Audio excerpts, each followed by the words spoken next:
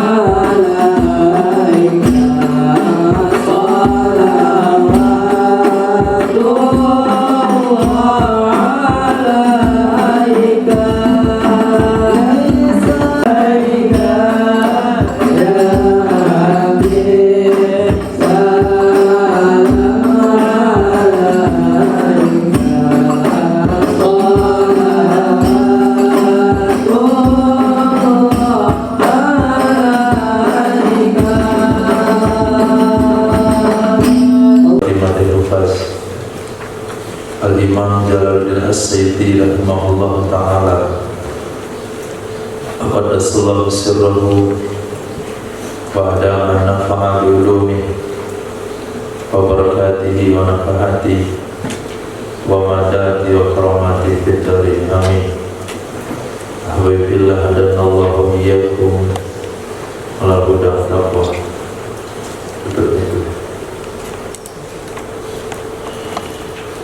Hadis nomor 8470 diriwayatkan oleh Imam Ahmad bin Hanbal, Imam Hakim dari Sinas Sahal bin Hunayf. Hadis sahih. Baginda Nabi sallallahu alaihi wasallam bersabda, "Man a'ana mujahidan," siapa saja yang membantu ia akan mujahid fi sabilillah, di jalan Allah Subhanahu wa ta'ala, aw ghariman, atau akan orang yang berhutang, fi musratihi, di dalam kesulitannya, au mukatabah, atau budak kata, fi raqabatihi, pada pundaknya si budak, Allahullahu, itu menaungi akannya orang tersebut oleh Allah Subhanahu wa ta'ala, fi zillihi, pada naungannya Allah Subhanahu wa ta'ala, yauma, pada satu hari, la zilla illa zillu, yang tidak ada naungan pada hari itu kecuali naungannya Allah Subhanahu wa ta'ala.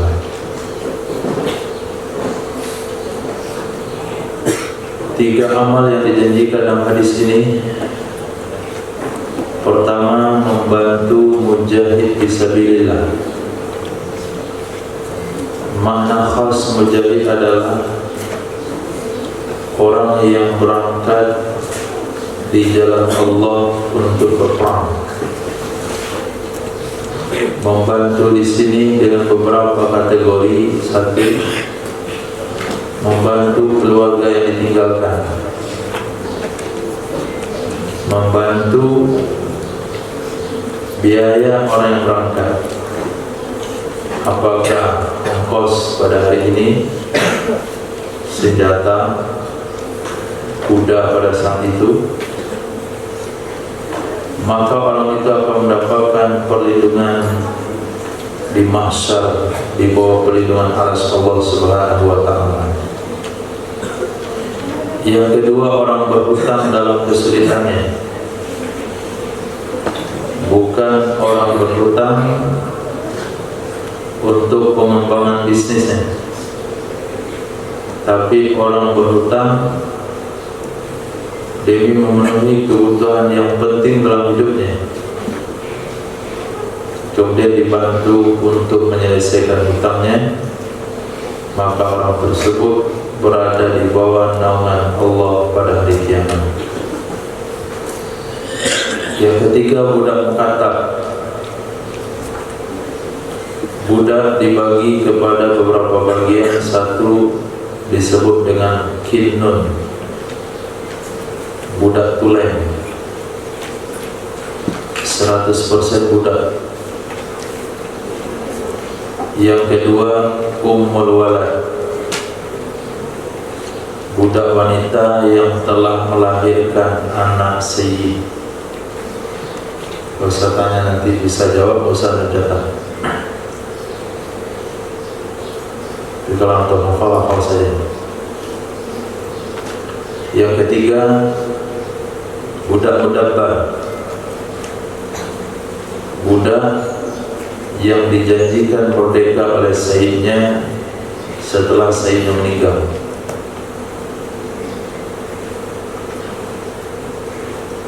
Yang keempat, budak mubaham, budak yang sebahagiannya merdeka, sebahagiannya masih budak. Yang kelima, budak mukata, budak yang menebus diri kepada sayyidnya untuk merdeka. Ini disebut dengan mukata. Maka di dalam firman Allah, innamas shadaqatu lil fuqara wal masakin, kalimat wa fi riqab, ini khusus untuk budak mukata, bukan mudabbar, bukan mulwalad, bukan mubaan, bukan budak kinnun. Nah, man a'ana nomor 8471, 8471. Man a'ana, siapa saja yang menolong ia, siapa saja yang membantu ia, ala qatli mu'minin, atas membunuh orang beriman, bisyatri kalimatin, dengan setengah kalimat, dengan setengah kalimat, laqiyallaha, itu bertemu ia orang tersebut akan Allah Subhanahu wa ta'ala. Maktubun baina aini, yang ditulis di antara dua matanya, aisun min rahmatillah, orang yang putus asa dari rahmat Allah Subhanahu wa ta'ala. Orang yang putus asa dari rahmat Allah Subhanahu wa ta'ala. Maksud membantu separuh kalimat ketika dia ikut serta menyuarakan membunuh orang tersebut.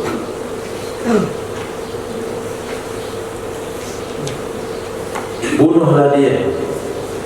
Itu satu kalimat. Bunuhlah dia. Dia cuma mengatakan bunuh, bunuh, bunuh. Itu orang sudah masuk kategori bertemu dengan Allah. Tertulis di dahinya orang yang tidak bisa, atau orang yang tidak punya harapan dengan rahmat Allah. Atau dikatakan dia. Walaupun dia tidak mengatakan bunuhlah dia, tapi dia saja atau bunuh saja. Maka yang ikut menyuarakan, walaupun dia tidak ikut membunuh, tapi ikut menyuarakan, dia akan putus asa dan tidak akhirat kelak, karena saking besarnya dosa membunuh orang beriman. Apalagi sengaja membunuh, apalagi dia sendiri yang terlibat membunuh, apalagi dia penggerak dalam pembunuhan tersebut. Nah, seperti yang terjadi tanggal 30 September oleh PKI. Man'ana, siapa saja yang menolong dia, zaliman, akan orang zalim, sallatahu, itu memberi kekuasaan akannya orang zalim tersebut oleh Allah Subhanahu wa ta'ala, alaihi, di atasnya orang yang menolong, di atasnya orang yang menolong.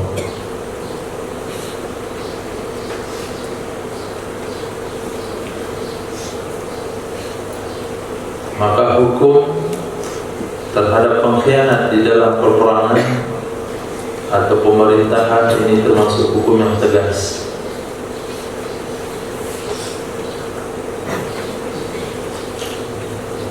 Mengatur.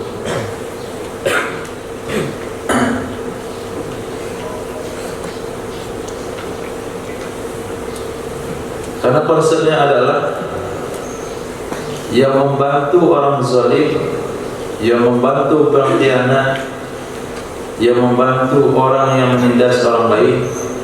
Janji Nabi, orang yang sama akan menindas dia.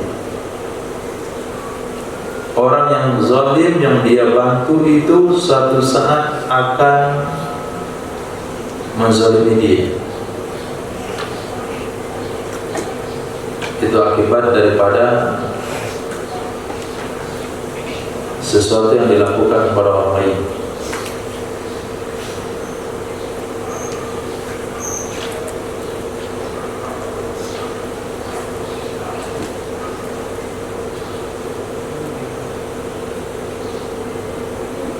Mungkin awalnya dia cuma sekedar kawan, karena kawannya diloloskan untuk berbuat kezaliman. Ditemukanlah kesalahan pada orang tersebut, akhirnya yang menolong terlibat, dijemput oleh kepolisian. Siapa yang menandatangani si fulan ini bisa bekerja di sini, maka yang membantu ikut terlibat. Pasti dia akan, ketika dia disisa, diminta pendapat, dipaksa untuk mengaku, dia akan sebutkan semua orang-orang yang menolongnya. Maka tidak ada kompromi dengan pelaku kezaliman. Kalau kita hari ini tidak berbuat kepadanya, suatu saat dia akan berbuat kepada kita. Man a'ana ala khusumatin bizulmin, siapa saja yang menolong ia atas pertengkaran dengan kezaliman, siapa saja yang menolong ia atas pertengkaran dengan kezaliman, itu lam yazal fi sakhatillah, senantiasa ia seseorang di dalam murka Allah Subhanahu wa ta'ala, hatta yanzi'a, sehingga dia melepaskan diri, sehingga ia melepaskan diri. Hadis sahih. Berkhusumat boleh untuk menegakkan hak. Itu hak saya, itu tanah warisan orang tua saya, itu sendal saya, ini baju saya. Itu bukan perkara dianggap mencintai duniawi, karena para sahabat telah mencontohkan bagaimana cara berkhusumat. Tapi apabila berkhusumat dengan cara bukti-bukti palsu, dengan perkataan-perkataan tidak benar, saya lihat dia kemarin yang megang barang saya sehingga sedangkan barang rusak, padahal dia gak pernah megang, kita tuduh dia megang. Saya tahu kemarin dia terakhir yang pakai, sehingga barang itu hilang, berarti dia harus bertanggung jawab. Nah, orang yang membela haknya, mempertahankan haknya dengan argumen yang tidak benar, itu yang dimaksudkan bizulmin di sini. maka orang itu senantiasa dalam murka Allah Subhanahu wa taala, sehingga dia melepaskan diri daripada argumen tersebut. Dia mengakui kesalahannya, bahasanya sebagai yang saya sampaikan tadi itu tidak benar, dan mengakui kesalahan atas perkara tersebut dalam kondisi seperti itu, ini perkara yang sulit terjadi. Nah, perkara yang sulit terjadi. Kalau perkara tersebut sulit terjadi, berarti dia sulit keluar daripada murka Allah Subhanahu wa ta'ala. Hadis berikutnya dalam Sahih atau Mustadrak Imam Hakim, diriwayatkan daripada Sayyidina Abdullah bin Abbas radhiyallahu ta'ala anhuma, Nabi sallallahu alaihi wasallam bersabda,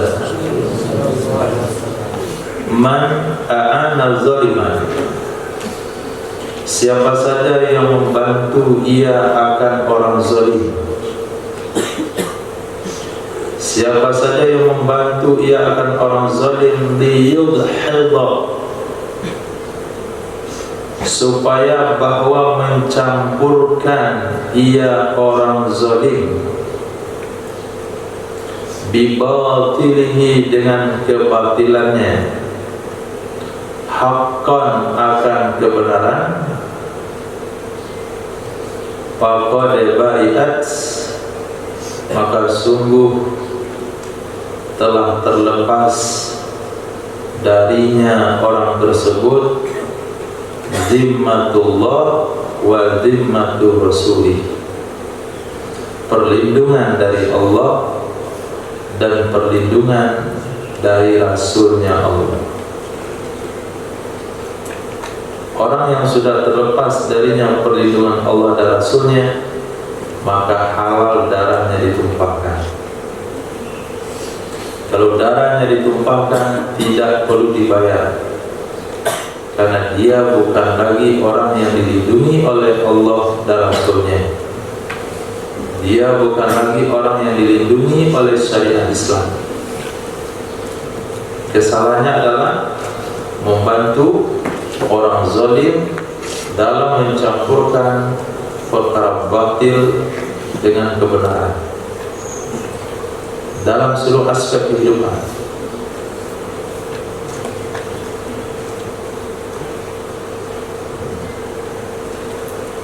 Dalam usaha, mencampur air dengan madu, mencampur barang yang tidak baik dengan yang baik, seperti dia menjual buah-buahan, duku misalnya, campur dengan langsat. Duku bahasa yang jelas, pepadangan, duku, langsat juga bukan bahasa kota Padang. Besok kita mau jual duku, harga duku sedang mahal. Carilah buah yang mirip itu, langsat namanya, dicampur malam-malam, 1 kilo banding 1 on saja, 1:10, campur. Dan orang itu tahu, karyawannya tahu hal itu dilakukan oleh bosnya, dan dia ikut bantu, maka orang ini halal untuk ditumpahkan darahnya, karena dia telah merugikan kaum muslimin. Karyawan membantu bos dalam korupsi, apalagi dalam hal fatwa, menyisipkan fatwa-fatwa batil dalam fatwa yang benar, menyisipkan pendapat-pendapat yang salah ke dalam kitab para ulama. Yang pernah terjadi di zaman sebelum Imam Bukhari, itu mereka mencampur adukan hadis sahih dengan hadis palsu, diacak-acak sanadnya. Maka Allah lahirkan seorang Imam Bukhari yang dimimpikan beliau sedang mengibas sesuatu dari baginda Nabi SAW. Maka ulama menafsirkan mimpi tersebut, dialah ulama yang dilahirkan oleh Allah untuk memisah hadis sahih daripada hadis-hadis palsu yang sengaja dimasukkan oleh orang-orang zindik, orang-orang setengah kafir ke dalam ajaran Islam. Nah, bertiga buku agama pada hari ini mengatasnamakan buku agama Ahlus Sunnah wal Jamaah, tapi tercampur di dalamnya ajaran-ajaran Syiah, tercampur di dalamnya ajaran-ajaran liberal, ajaran orientalis, dan ajaran Wahabis. Masuk ke sana. Buku agama yang antum baca waktu SD di pesantren Ramadan. Mereka ganti akidah 50 dengan akidah tauhid, uluhiyah, rububiyah, asma wa sifat.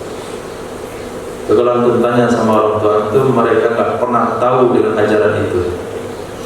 Ajaran itu ada di generasi antum. Dulu nggak pernah ada di buku agama uluhiyah, rububiyah, asma wa sifat. Yang ada adalah akidah 50. 20 sifat wajib bagi Allah, 20 sifat mustahil bagi Allah, 1 jaiz bagi Allah, 4 wajib bagi Rasul, 4 mustahil bagi Rasul, dan 1 mustahil bagi Rasul. 41 ada pada zat Allah, 9 ada pada para Rasul. Itu akidah. Maka orang ikut campur di sana, membantu mencampurkan hak dengan yang batil, maka dia keluar daripada perlindungan Allah dan Rasulnya. Hadis sahih dari Sayyidina Abdullah bin Abbas radhiyallahu anhu. Man ya'tadzara ila akhi ilaihi akhuhu, siapa saja yang minta maaf, i'tadzar, siapa saja yang minta maaf ilaihi kepadanya,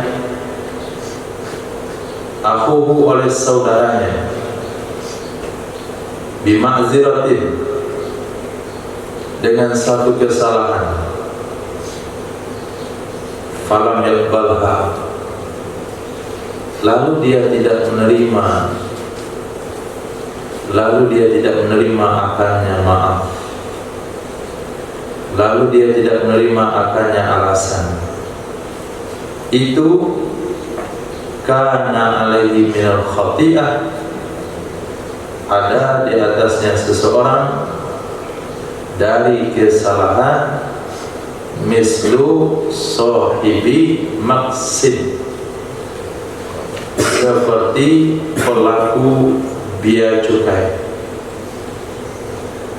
seperti pemungut bea cukai. Hadis sahih. Maaf saya terlambat datang.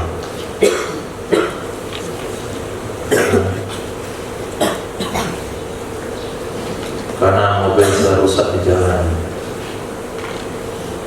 Kata kawannya, pokoknya kamu udah terlambat, nggak ada maaf.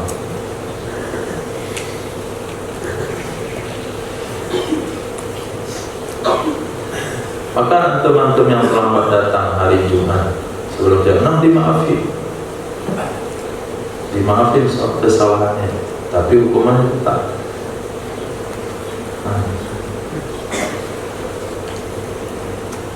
Tahu mana-mana maaf.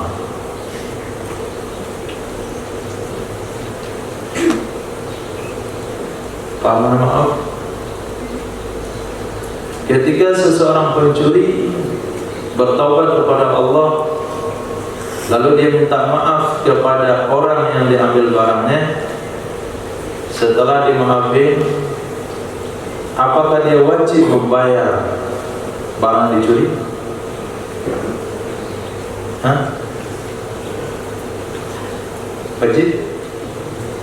Wajib. Jadi jangan dikatakan maaf itu kaitannya dengan konsekuensi, bukan. Maaf itu kaitannya dengan ridho dalam hati. Kita lewat di pasar, kesenggol telur orang, pecah. Maaf bu ya, ditinggalin, dibayar. Jadi beda maaf sama konsekuensi. Maaf itu bukan berarti gratis. Maaf itu bukan berarti tidak dihukum. Walaupun si pencuri itu dimaafin oleh pemilik barang, yang tangannya tetap dipotong. Maaf itu karena dia telah menghalangi si pemilik mempergunakan barang tepat pada waktunya. Seharusnya dia bisa memanfaatkan barang tersebut, sekarang dia nggak bisa memanfaatkan karena barangnya diambil sekian lama. Akhirnya dia berjalan tanpa sendal karena sendalnya diambil. Akhirnya dia pergi kerja jalan kaki pakai angkot karena motornya dicuri. Yang menyesalkan dia ketika karena barangnya hilang, itu yang perlu minta maaf. Tapi motornya yang diambil harus dikembalikan.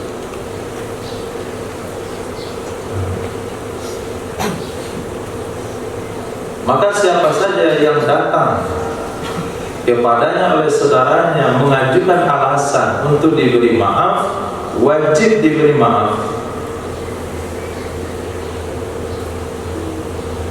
Karena dia sudah minta maaf. Kita maafkan, artinya hati kita lepas, nggak ada lagi tersinggung karena dia memecahkan barang kita. Kita nggak sakit hati lagi karena dia merusak benda yang kita punya. Kita tidak sakit hati lagi dan tidak membicarakannya lagi karena dia sudah minta maaf. Tapi barang yang dirusak mesti dibayar. Nah, kecuali setelah dimaafkan dan diikhlaskan, kadang nggak usah bayar, maka batalkan hukum membayar. Nanti berat beri maaf?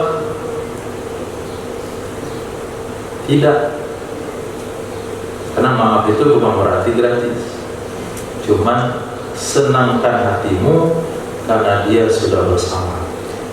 Normalkan kembali hatimu seperti sebelum dia bersama. Nah, kalau itu tidak bisa dibuat oleh seorang muslim kepada saudaranya, maka dosanya sama dengan pemungut biaya cukai. Nah, pemungut biaya cukai itu salah satu dosa yang terbesar. Memungut biaya cukai, memungut pajak, apalagi pajak yang tidak berdasar. Pajak karena berbelanja, ini pajak yang berdasar. Kita belanja di satu rumah makan 120.000, kena pajak 13.000. Dulu 10%, 120.000 berarti kena, kita harus bayar 132.000. 12.000 itu pajak gara-gara makan enak, gara-gara makan di restoran. Nanti yang punya restoran dipajak lagi, pajak usaha. Yang punya restoran dipajak, yang makan kena pajak, ambil motor di parkiran kena pajak lagi 2.000. Nah, itu semuanya akan didapatkan kembali nanti oleh kaum muslimin di akhirat kelak kepada pemungut-pemungutnya. Silakan saja mereka siapkan uang atau pahala untuk membayarnya di akhirat.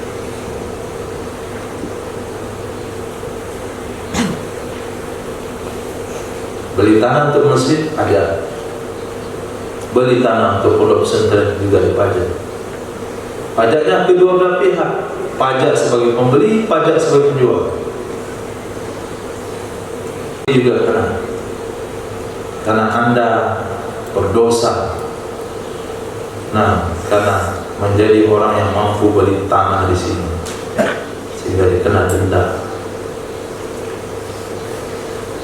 Kayak lakukan saja, bayar saja hari ini sebagai tabungan amal nanti di akhirat kelak. Mungkin saya rasa banyak-banyaknya dosa orang kaya sebagai orang kaya, mungkin dari pajak itu mungkin dia akan menutupinya di akhirat kelak, karena adalah hak yang diambil daripada kaum muslimin, sesuatu yang diambil tanpa hak dari kaum muslimin. Nah, hukum dunia bisa berlaku, tapi hukum akhirat masih ada pengadilan.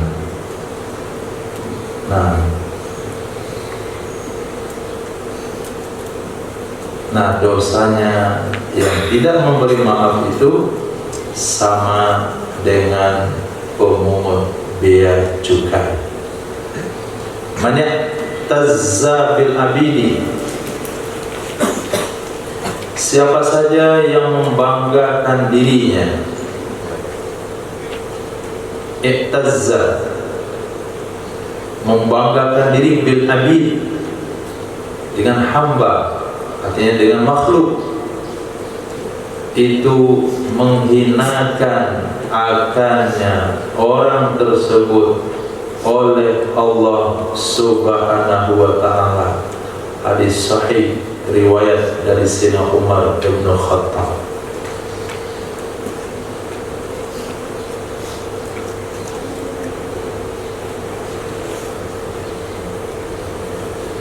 Karena izzatu itu, kemuliaan itu adalah milik Allah. Maka kita membanggakan diri, maksudnya memuliakan diri bukan dari hamba, bukan dari makhluk, supaya dianggap mulia. Maka kunjungan yang kita lakukan itu dibawa dengan jumlah besar. Nah, sebelah kanan yang berpakaian loreng, sebelah kiri berpakaian coklat, kemudian di depan 3 buah mobil anjing gila, kemudian datang mau sepanjang jalan. Turun, siapa yang lewat itu? Masya Allah, besar kali rombongannya, banyak pengawalannya. Maka orang itu satu saat dihinakan oleh Allah Subhanahu wa ta'ala. Lihat nasib mereka hari ini, yang sudah selesai daripada jabatannya, bagaimana nasib?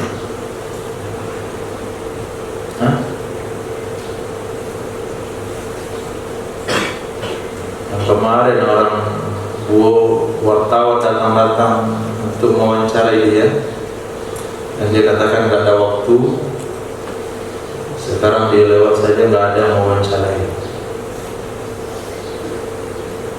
Tapi ketika orang mencari kemuliaan dirinya dengan Allah, ketika mati masih dimuliakan, kuburnya masih diziarahi, doa masih terkirim kepadanya. Seperti yang kita baca setiap membaca kitab. Di sanadina al-murtasili ila imam Abi Dawud, ila imam Tirmizi, ila musannif rahimahullah ta'ala wa qaddasallahu sirrahu. Itu kenapa doa sampai mengalir kepada mereka. Bahkan ada pondok pesantren mengirimkan Al-Fatihah setiap pengarang kitab sebelum kitab dibaca.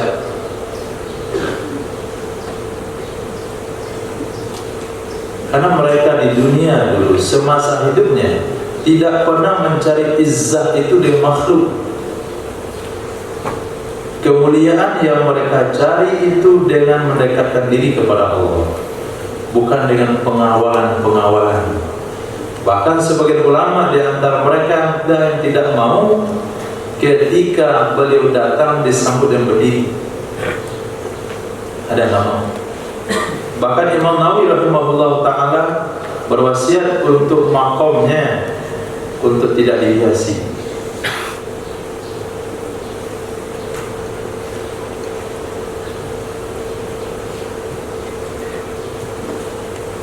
tapi karangannya dibaca sampai hari ini di seluruh tempat. Mana pondok pesantren tidak baca Al-Azkar? Imam Nawawi, kita Riyadhus Shalihin.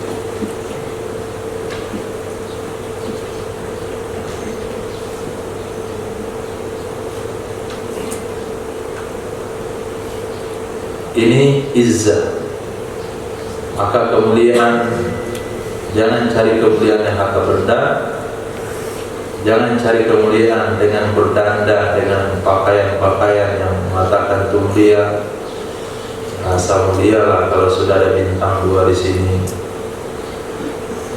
dan ada bunga mawar di sini, dan ada tempel-tempel di sini, banyak sekali.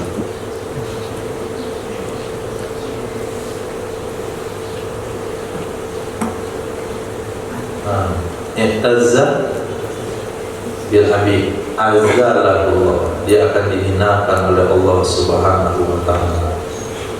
Man a'taqa raqabatan muslimatan, siapa saja yang memerdekakan dia. Kita dan kitab Jami' as-Saghir karangan Imam Jalaluddin As-Suyuti. Man a'taqa, siapa saja yang memerdekakan dia, raqabatan akan budak, muslimatan yang muslim, a'taqallahu lahu, itu memerdekakan oleh Allah Subhanahu wa ta'ala, lahu baginya seseorang, bikulli udwin, dengan sebab setiap anggota tubuh, minha darinya budak. Akan apa Allah merdekakan? Udwan minhu, akan anggota tubuh darinya orang tersebut. Dari mana Allah merdekakan? Minan nari, dari neraka. Hatta farjahu bi farjihi, sehingga memerdekakan dia Allah Subhanahu wa ta'ala akan faradnya orang yang memerdekakan, dengan sebab faradnya orang atau budak yang dimerdekakan. Hadis sahih riwayat Imam Bukhari, Muslim dan Sunan At-Tirmizi. Ini mungkin nggak bisa kita lakukan hari ini karena tidak ada budak.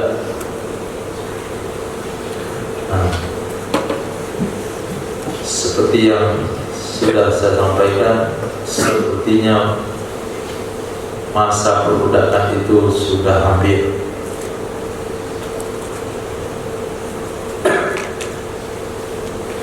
Jadi memerdekakan budak, raqabah di situ bukanlah kalimat muannas, sehingga jangan sampai ditafsirkan dalam Al-Quran isku raqabatin mu'minah, memerdekakan budak perempuan yang beriman. Itu bukan makna yang tepat.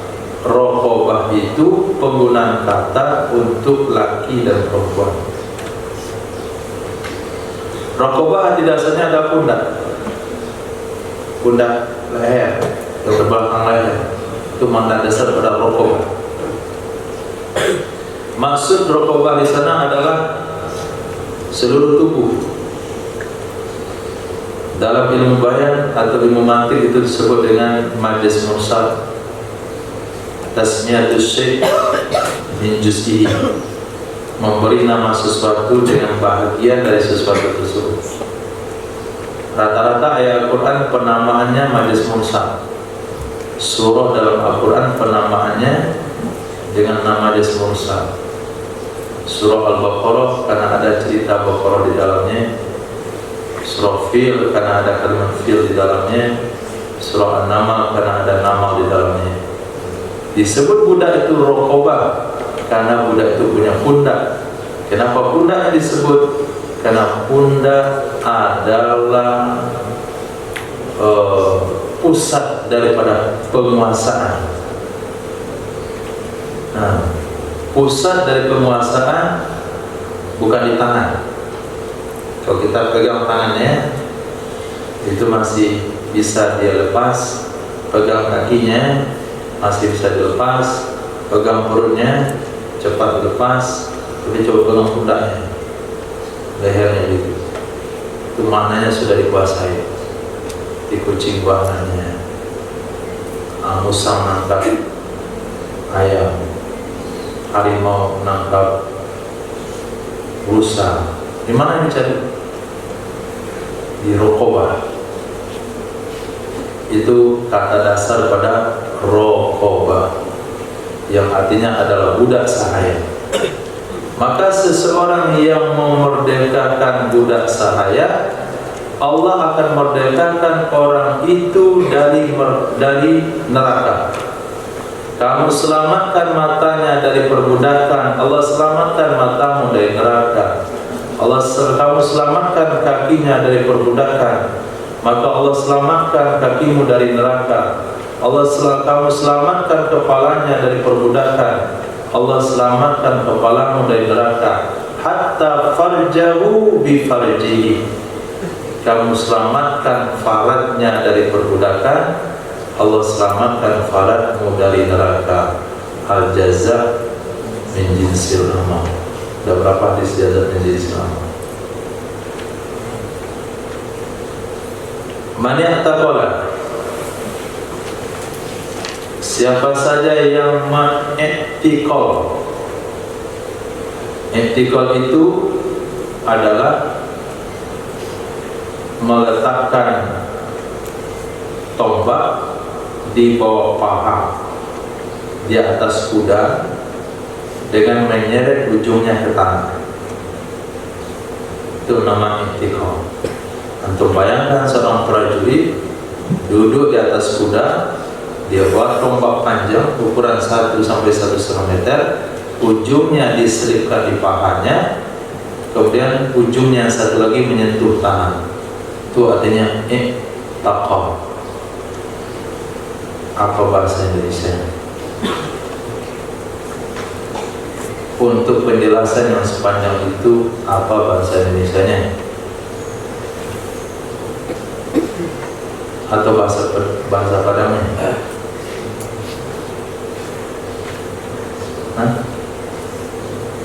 Orang seperti itu dianggap dibuat apa sebutan perbuatan dia terhadap tombak yang dia bawa.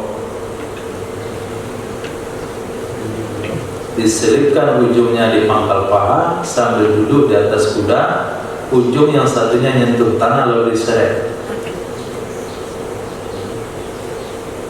Apa namanya? Gak ada. Terlalu miskin bahasa Indonesia untuk menerjemahkan bahasa Arab. Maka bahasa yang paling sempurna itu bahasa Arab, bukan bahasa Inggris. Nah, kalau bahasa Inggris itu bahasa pembohong. Nah, sudah jelas susahnya one, bacanya wan. Wan dalam mana? One.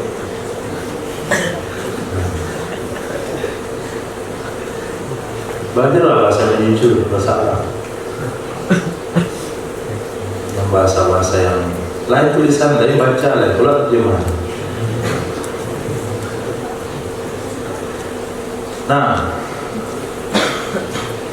Nah, tulis mafhumnya saja. Kalau pandai tulis mafhumnya, buat gambarnya di situ. Orang berkuda, ada tombak di bawah pahanya, ujungnya nyentuh tanah. Kemudian dia berjalan. Nanti buat gambarnya dia berjalan. Maka saya terjemahkan iktikal saja.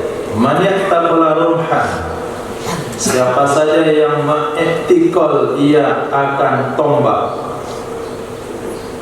siapa saja yang mengiktikal dia akan tobat fi sabilillah, di jalan Allah, aqalahullahu, itu menyelamatkan akannya orang tersebut oleh Allah Subhanahu wa taala minaz zunubi, dari dosa, yaumal qiyamati, pada hari kiamat.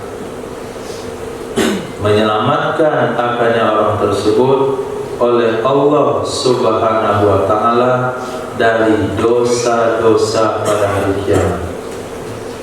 Itu belum dia gunakan tombaknya berjuang di jalan Allah, belum dia tombakkan ke musuh, belum lagi dia bertempur, baru saja dia menyeret tombaknya sambil berkuda.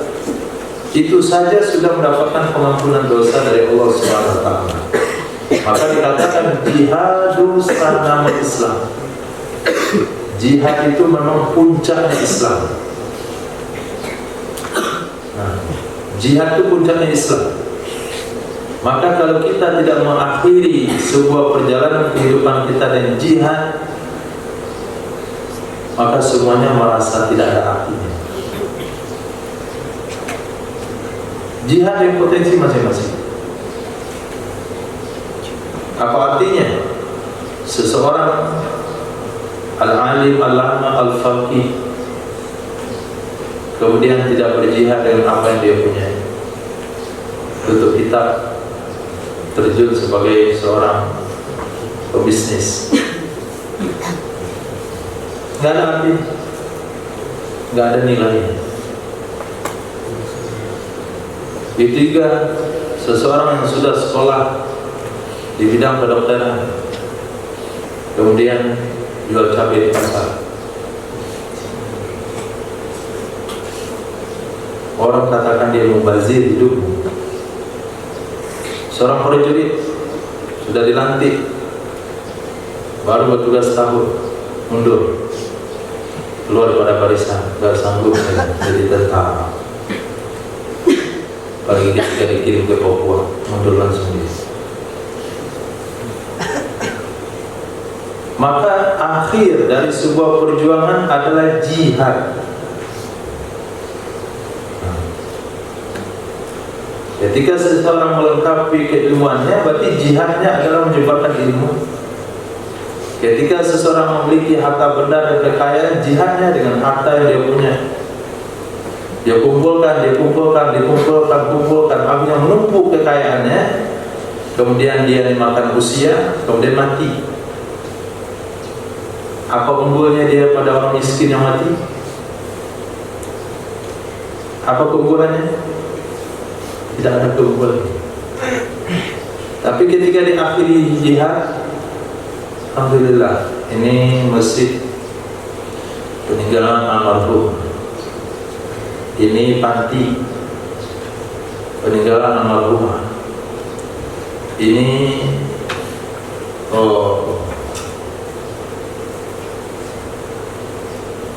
rumah orang miskin, ini dari grup perusahaan Cindu.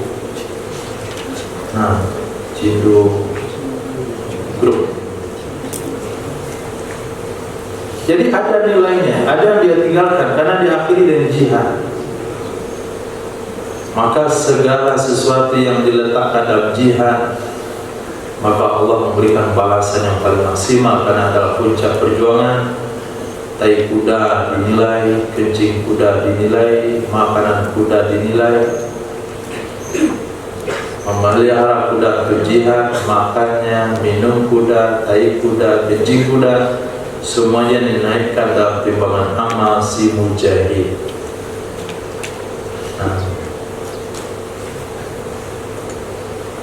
Maka jihad itu dia sudah level akhir, karena dia santai.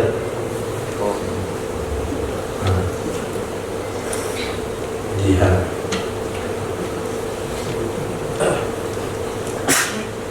terlalu berat, namanya antum santai. Baik lahir dari jihad.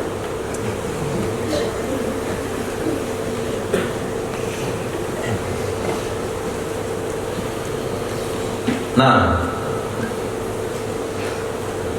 maka apapun potensi yang dimiliki oleh kaum muslimin, kalau dia mau memiliki kemuliaan dan kesempurnaan dalam Islam, mesti ditutup dengan jihad.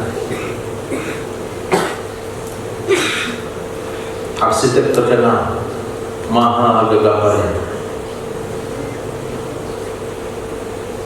buatkan gambar yang paling bagus untuk rumah Allah.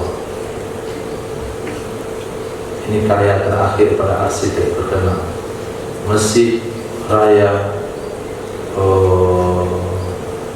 Sumatera Barat.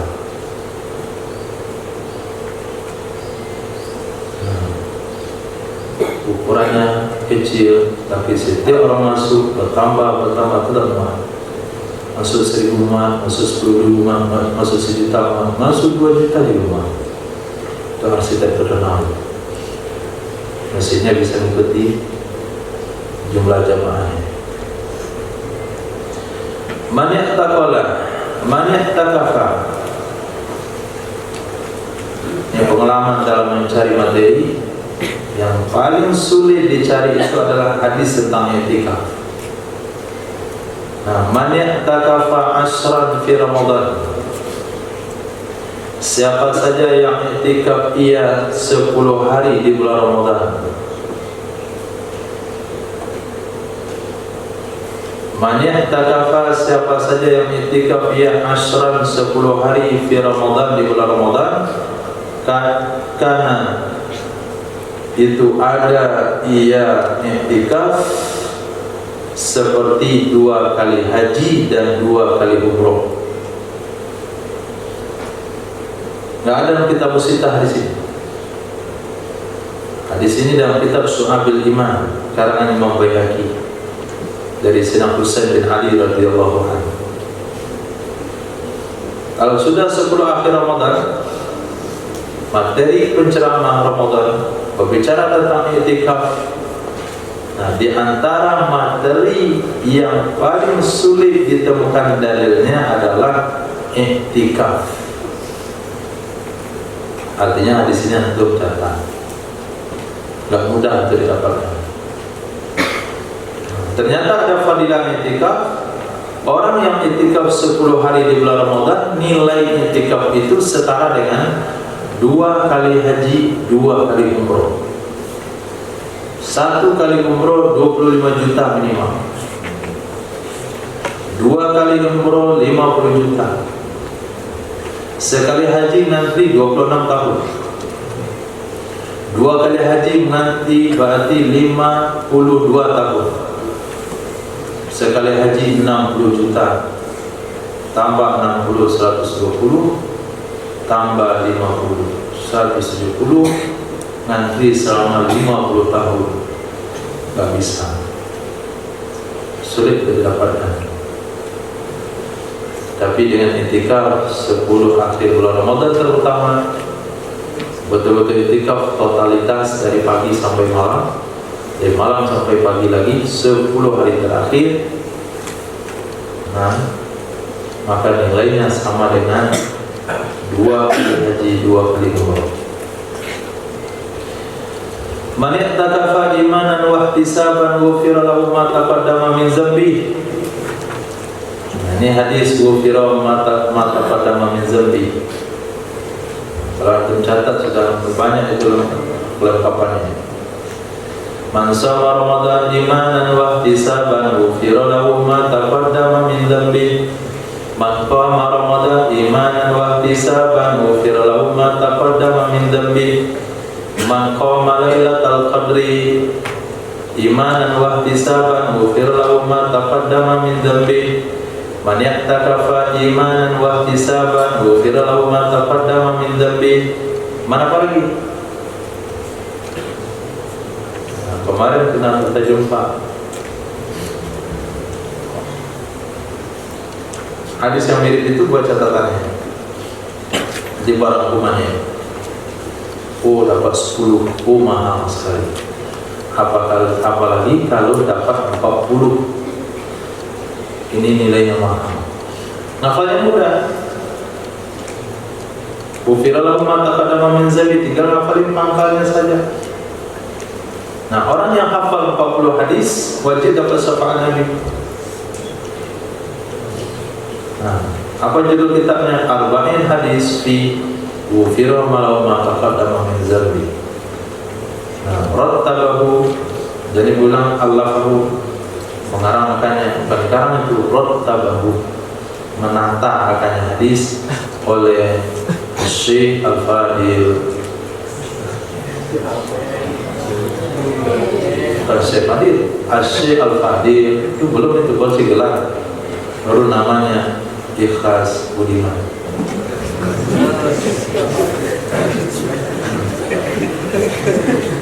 Gak ada kan namanya. Nah, ada para Budiman sama Ikhlas semua. Ini tidak Ikhlas Budiman. Ada satu kitab. Nah, itu ulama-ulama yang berkecimpung dalam hadis. Saya nggak ada waktu untuk mencatat. Pernah disiapkan buku itu seminggu ingatnya, lainnya udah lupa. Dan terjeda pengajian kalau saya mencatat juga. Jangan bisa tulis itu nomor sekian, nanti khatam ada rangkumannya. Apa saja hadis yang ujungnya ghufira lahu ma taqaddama min dzambi. Oh, ada 10. Ada 15. Nah, diantaranya di sini orang yang itikaf imanan wa ihtisaban, didasari dengan iman dan mencari pahala, bukan ikut-ikutan. Niscaya diampuni baginya apa saja yang terdahulu dari dosanya. Ulama sepakat dosa yang dimaksudkan adalah dosa kecil. Dosa besar tidak bisa dengan itikaf, harus taubat. Man aqtahullahu ta'ala. Nah, ini hadis untuk yang menghafal Quran. Man aqtahullahu, siapa saja yang memberikan kepadanya oleh Allah Subhanahu wa ta'ala hifza kitabihi, menghafal kitabnya Allah Subhanahu wa ta'ala. Fazanna, lalu mengira ia seseorang, menduga ia seseorang, anna ahadan, sesungguhnya seseorang, uqtiya afdala mimma uqtiya, sesungguhnya seseorang yang lain itu telah diberi akan ia seseorang yang lain akan yang lebih bagus, yang lebih afdal dari sesuatu yang diberikan kepadanya. Faqad wallata a'zaman ni'am, maka sungguh telah salah ia seseorang dalam menilai yang terbesar dari nikmat Allah, ni'am. Nah, wa huma min a'zami ni'ami, hanya berbaris dengan ni'mi, ni'ami, artinya nikmat Allah. Ini hadis lumayan santun, lembut. Yang lebih keras lagi ada riwayat berbeda. Pahami hadisnya. Hifza kitabi itu i'rabnya sebagai maf'ul yang kedua dari kalimat a'ta. A'ta artinya memberikan. Fa'ilnya adalah Allah. Fa'ilnya Allah. Siapa saja yang memberikan akannya orang oleh Allah, apa yang diberi? Hifza kitabi, menghafal kitabnya. Maka menghafal Al-Quran bukan dengan kekuatan kita, karena dengan kekuatan kita nama, alamat saja susah dihafal. Anugerah dan pemberian Allah, dan Allah memberikan kepada orang yang Allah mau.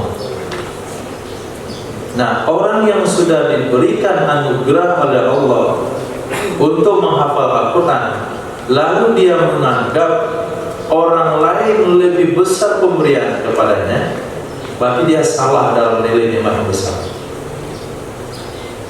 Alhamdulillah dia selesai menghafal Al-Quran, tapi kawannya yang kemarin sekolah umum gara-gara buat konten udah beli mobil dia. Antum pulang dengan predikat Al-Hafiz, teman antum pulang dengan predikat Toyota, kemudian teman antum di sini dengan predikat petani sawit, 10 hektar kebun sawitnya, dan 300 hektar. Lalu bertemu dengan satu tempat di bulan Ramadan Syawal. Setelah itu, nah, kemana sekarang? Saya mengajar tahfiz Quran. Alhamdulillah saya sudah selesai menghafal Quran. Untuk saya manajer Bank Mandiri. Untuk saya pemasok gula se-Indonesia. Oh, mantap. Se-gula Indonesia dia yang mengisi semua gula-gulanya. Nah, melihat baju antum gamis yang lusuh. Nah, jam tangannya diganjal, handphonenya diikat pakai karet, sendal pulang masjid satu merah satu kuning, pulang dari masjid jalan kaki, kawan steady berdasi, belum masjid mau turun. Nah, antum menilai saat itu seperti apa? Hah? Oh, sudah beruntung kawan saya. Berarti orang tua kata Nabi tidak tahu menilai mana nikmat yang paling besar.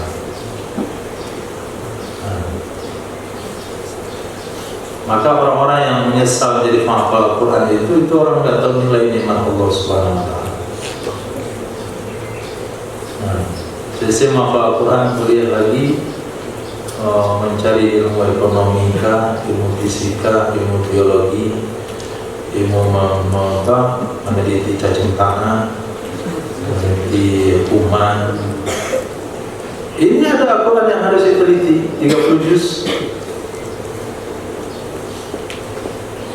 Ya ahlal Quran, ikra warattilhu kama rattaltahu. Itu punya hadisnya kira-kira, wahai para penghafal Al-Quran, bacalah seperti kamu baca di dunia. Irtaqi wartaqi, naiklah dan naiklah. Fa inna manzilataka di akhir ayat taqra. Posisi surgamu itu di akhir ayat yang kamu baca.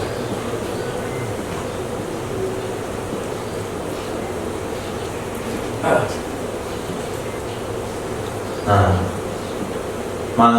mukamal lagi di situ, kota Makubur di akhirat. Nah, sampai di juz 25 baca dikit, renang-renang di situ. Dan naik ke atas sampai Anas, saudara terakhir.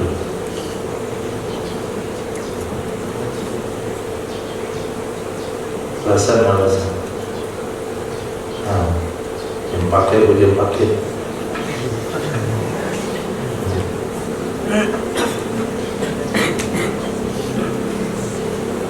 Ujian pakai lagi. Pakai ke mana? Ini ada pakai ke akhirat, langsung ke surga. Nah, ingat ya, dalam hadis ini diriwayatkan oleh Imam Bukhari dalam kitab Tarikh. Imam Bukhari bukan hanya punya Sahih Bukhari saja, tapi juga punya kitab Tarikh. Dan Imam Baihaqi dalam kitab Syu'abil Iman. orang yang diberikan anugerah menghafal Quran, lalu dia menganggap nikmat yang Allah berikan kepada orang lain lebih baik daripada dia, berarti dia salah dalam menilai nikmat mana yang besar dalam kehidupan dunia. Satu anak-anak kelas anak kecil, kira-kira usia 3 tahun. Satu lagi abangnya usia 6 tahun. Nah, dikasih oleh bapaknya ke anak kecil itu kartu ATM, isinya 100 juta. Kemudian ke abangnya permen karet atau permen coklat sekantong. Nah kecil 5 kartu ATM 100 juta, abangnya 6 tahun terima coklat 1 pound. Apa tanggapan anak 3 tahun itu? Dia buang kartu itu, menangis, dia merebut permen yang ada pada abangnya. Coklat, dibuang. Apa yang kartu buang dia? Bodoh dia. Karena kalau dia ambil isinya itu, dia beli kedai coklat, sama penjual coklatnya bisa dibeli. Tapi dia nggak tahu nilai nikmat itu. Yang dia tahu yang nampak mata itu. Itu perumpamaan hafiz Quran. Nah, anak bayi yang 3 tahun tadi merebut coklat di tangan orang lain dan membuang kartu ATM-nya.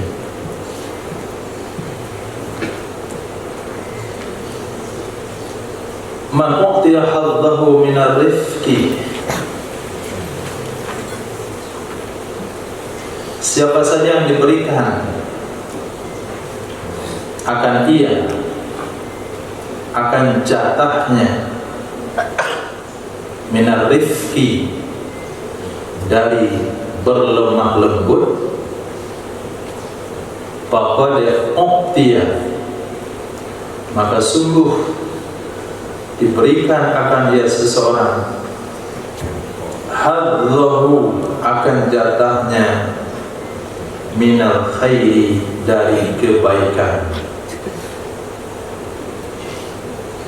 Wa man hurima hadzahu, maka siapa saja yang dihalang akan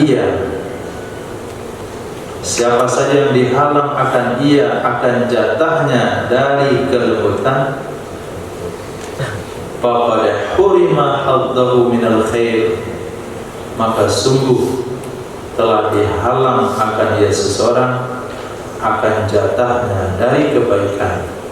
Hadis riwayat Tirmizi. Jadi salah satu sifat kunci kebaikan adalah rifqi. Nah, berlemah lembut. Maka orang yang memiliki sifat berlemah lembut, pasti dia akan mendapatkan kebaikan lainnya. Tapi orang yang sudah tidak punya sifat berlemah lembut, sifat kasar, nampak tu melempar jadi. Nah, tolong kayu saya tolong. Ini, ya, langsung ditentang. Nggak pandai dikasih tangan maintain lah. Silmut saya tolong. Dan kaki juga. Itu orang tidak memiliki sifat lemah lembut.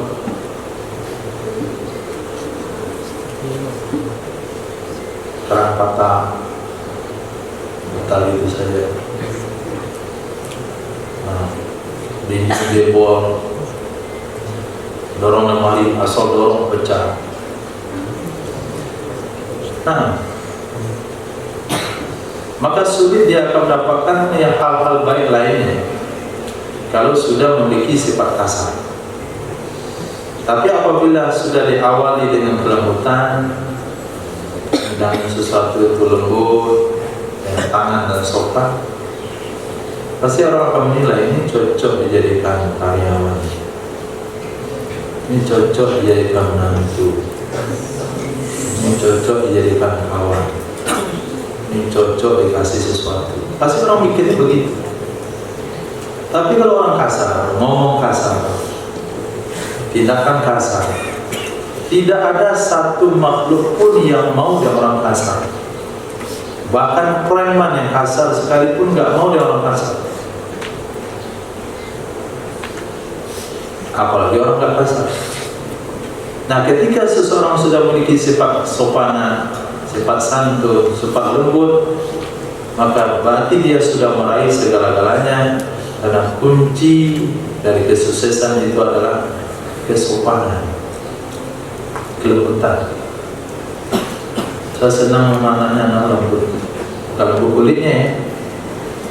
Nah, nggak ada masalah keraskan kulitnya dengan push-up, dengan check-up, dengan apalagi close-up, nggak apa-apa. Tapi sikapnya penting, sikapnya. Buka baju gitu. Ya. Copot buahnya satu.